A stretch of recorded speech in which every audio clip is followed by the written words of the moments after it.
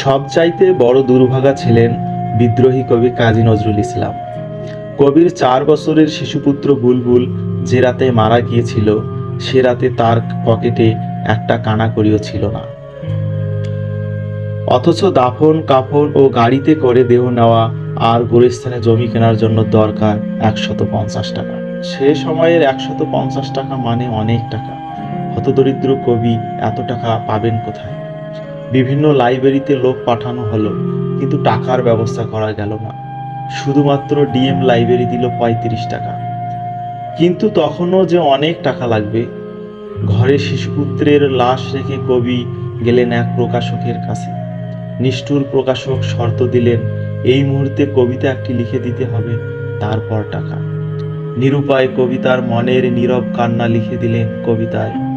ঘুমিয়ে গেছে শ্রান্ত হয়ে আমার গানের বুলবুলি, করুণ চোখে চেয়ে আছে সাজের ঝরা ফুলগুলি।